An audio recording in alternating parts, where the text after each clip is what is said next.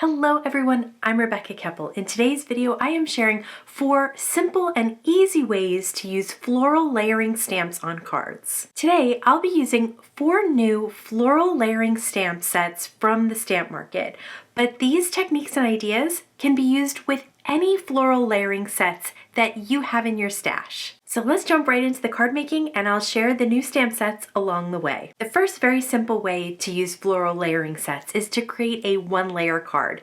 And I'll admit, I do not make them very often, but when you can achieve it, they are so pretty, so fun, and quick and easy to create. This technique works really well with a larger image stamp. So I'm working with the Stamp Market's lovely pansy stamp set. And you can see that basically the main image, the pansy, fills an entire A2 card front. I have it on a horizontal A2 piece of white cardstock and I'm stamping the layers.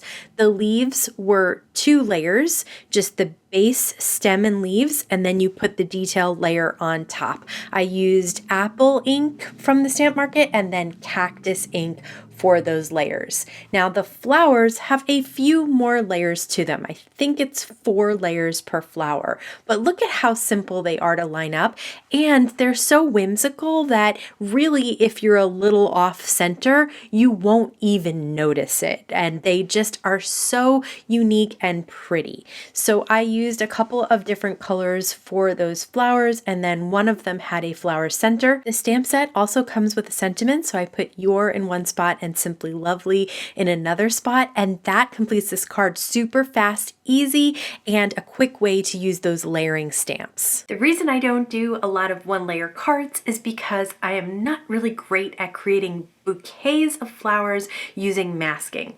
That's why I like stamp sets that have coordinating dies that you can purchase. So in this next card, we're going to use those floral layering stamps with their dies, but we're also going to add the technique of multicolor stamping. So for this card, I'm going to use the Stamp Market's new set called BLOOMIN Buds. You can see that the dies cut out the stem and the flowers together. So we're going to do the technique where you cut out the entire image first and then place that positive piece back into the MISTI or stamp positioner and stamp on top of that. This just makes it easier to line up the stamp exactly where it's supposed to be. So if I tried to stamp the stem and the leaf separately and then die cut it out, my die cut might cut off some of the image because I didn't have it perfectly lined up. So this method of first die cutting then stamping is a really good way when you have 2 pieces of this image come together with the stamp but only 1 die. So I am going to use some multicolor stamping here where I started stamping with leafy and then I'm stamping on top of it to fill in some open spots I missed with citrine. And I'll do this throughout this card, lining up the stamped image on top of the die cut, but then stamping multiple times to add different colors to the stamped image. For these smaller images, I might just use 1 ink color, but for anything that's a little bit bigger, I'm going to use several colors of ink. So for these flowers here, for example, I'm going to start with 1 color of pink and I'm going to stamp it multiple times to get that really, really smooth impression.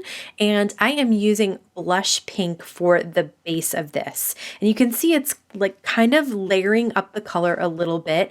And then I'm going to use a little bit of bubble gum just at the base of the flowers. And that's why I grabbed the cubes for that. It makes it easier.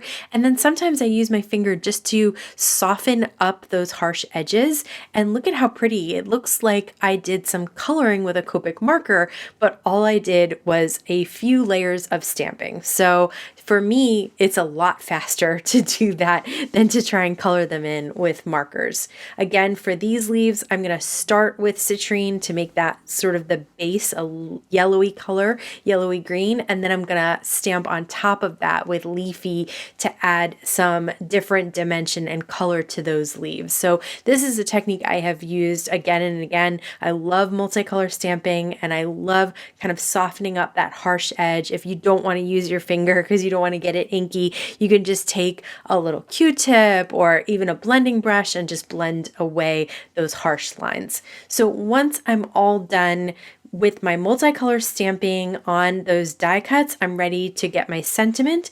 And this sentiment is from the Stamp Market's Bunch of Notes stamp set, which has dies for the larger sentiments, but for this one I just decided to stamp it right on the white cardstock, and I'm using some pattern paper from their January release as well.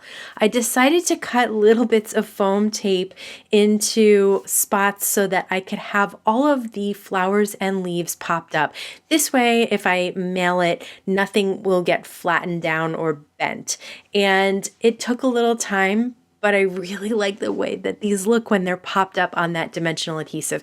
So that's why I usually don't do a one layer card, although one layer cards are definitely faster than cutting out all those little foam squares. One of the reasons that I really love the Stamp Market's floral layering stamps is because often they include stamps that are just 2 steps, so 2 layers to create the flower. And I like especially to use those tiny 2-step layering stamps to create pretty backgrounds. So for this card, I'm going to use the Love and Flowers stamp set, and I'm going to use some tacky tiles to hold some cubes in place. So to use the tacky tiles, just peel off that plastic backing there, and then you can put the sticky part down on your work surface. It won't destroy your desk or anything else, but I am working on a glass mat right now. And that will hold the cubes in place so that I can do lots of stamping with an acrylic block. This for me is easier than just using a stamp positioner for these tiny little flowers, and I can get it done more quickly that way. So now the second stamp to this is in raspberry ink, and that's on top of the fresh pink background. And I just love the way these 2 stamps combine together so quickly and easily to make those cute little flowers in the background. Super, super simple, but just a unique look for your background. You can make your own pattern paper kind of this way. So I grabbed another 2-step stamp from that same set that is a couple of leaves with stems, and I'm stamping the leaves again with that multicolor stamping using 2 different cubes. I've got citrine and apple. And then for the stem, I'm just going to use apple so that the base of the leaf is a little bit darker than the tips of the leaves. And again, these are whimsical. You can have fun with color and just really enjoy creating in colors that you love for your background here. These are 2 of my favorite colors from the Stamp Market. This is Breeze and Ocean, and I did find another 2-step tiny flower from the same stamp set. Super, super easy, and again, so cute and whimsical that you don't have to worry. It doesn't have to be in an exact spot, right? It can be kind of just in that center area and will always look super, super cute. And one of my favorite things is to grab something like these flower centers to create little dots in the background. And be sure to stamp off the side a little bit. That gives it a more organic feel so it doesn't look so rigid and straight and linear, right? So now to replace those little plastic pieces for the tacky tiles to keep their stick, and I stamped the sentiment from the stamp set as well. It says all you need is, and then I stamped love in that raspberry ink, and I'm going to cut love into a sentiment strip, but there was a die for all you need is. So I cut that out, and then I also cut it out of white fun foam so that I could pop it up, because when you create that really cute, colorful background, sometimes a scripty sentiment gets lost on it, even with black ink. So popping it up, I think really, really helps. You still see the background behind it, but you really can see the sentiment very well. I love this card because it includes a bunch of my favorite colors, and it was pretty easy to create with those 2-layer stamps. Another way to step up those layering floral stamps is to do a little ink blending around the edges. And I don't know if you've seen my video with the Stamp Market's January release, but I'll link to it up here. They have new detailed blending brushes that are perfect for this technique. For this card, I'm going to be using the Bitty Bunches stamp set and dies. It comes with this little envelope stamp, which I am going to use some embossing ink on top and rub it off to prime it because it is a solid image stamp. I still stamped it a couple of times, but I do love that impression that I ended up getting. It comes with a second layer, which is the details of the flaps of the envelope.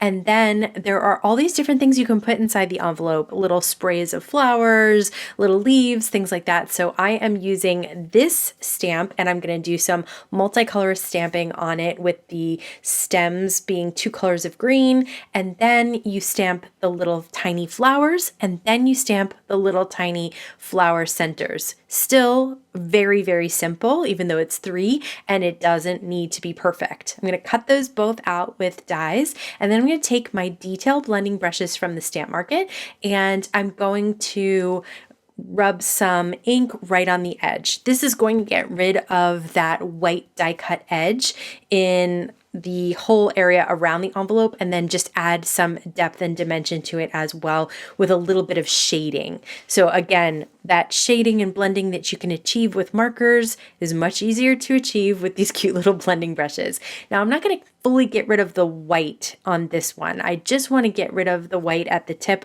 of the base of those stems, and then around the flowers as well. So there'll still be some white in the background there, some white space, but not all around the die cut image. I grabbed the Scattered Hearts panel die from the January Stamp Market release, and I'm putting a little tape runner behind it. I die cut it out of white and put it on some white cardstock, and then stamped those little messages that I shared before. This one says, "Always my friend," and I did die cut this one out. And then I'm just gonna pop up the envelope and pop up just the top of those flowers, because I want the little stems to be kind of inside the envelope and the flowers kind of spraying out. So I am going to pop up the top, and then you could put a little dot of liquid glue on the bottom, but I'm not too worried about that, and then pop up the sentiment. Super quick and easy card, but so sweet and so much fun to create. If you're someone who gets intimidated by lots and lots of layers on stamps, I definitely recommend checking out the Stamp Market's layering floral stamps, because many of them, like I mentioned, have just 2-step layers. If you want to see more information about the Stamp Market's detailed blending brushes or the rest of the Stamp Market's January release, I'm going to link to that video over here. If you want to see more card making videos sharing new products and techniques, be sure to like, subscribe, and hit the bell so you can be notified every time I have a new video available. As always, I want to thank you so much for spending time with me today. Please stay safe, stay healthy, and I'll see you again soon. Rats. Using 4 different stets. Airplane? I don't know if you can hear that, but oh, you can definitely hear that. And if you want to see more detailed information about the detailed blending brushes, that's silly.